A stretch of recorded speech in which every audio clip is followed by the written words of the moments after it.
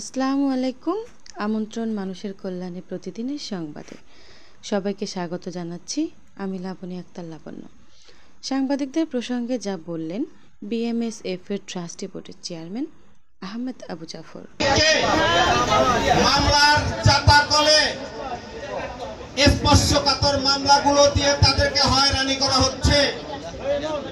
আমরা রাষ্ট্রের কাছে দাবি জানাচ্ছি, এদেশে যে সকল মামলায় সাংবাদিকদের আশা করা হয়েছে সেই মামলাগুলোতে তদন্তে প্রমাণিত না হওয়ার আগে যেন কোনো সাংবাদিককে গ্রেপ্তার এবং হয়রানি করা না হয়। প্রিয় বন্ধুগণ, আপনারা সোচ্চার থাকুন। আমাদেরকে সোচ্চার থাকতে হবে। আমাদেরকে পেশার মর্যাদা, দাবি এবং অধিকার আদায়ের লক্ষ্যে আমাদের কাজ করতে হবে।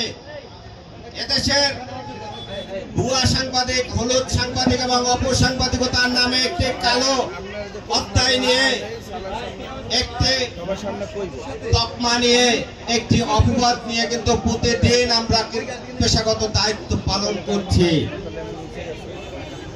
আমরা মাঠ পর্যায়ে সাংবাদিকরা যখন পেশাগত দায়িত্ব পালন করতে যাই, আমাদের সাংবাদিক বন্ধুদেরকে হলুদ সাংবাদিক, ভুয়া সাংবাদিক, অপসাংবাদিকতার তকমা লাগিয়ে তাদেরকে পেশাগত দায়িত্ব পালনে বাধাগ্রস্ত করছেন।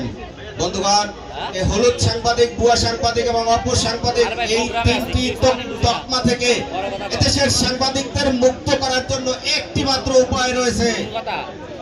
সেই উপায়টি হচ্ছে সারা দেশের পেশাদার সাংবাদিকদের তালিকা প্রণয়ন করতে হবে।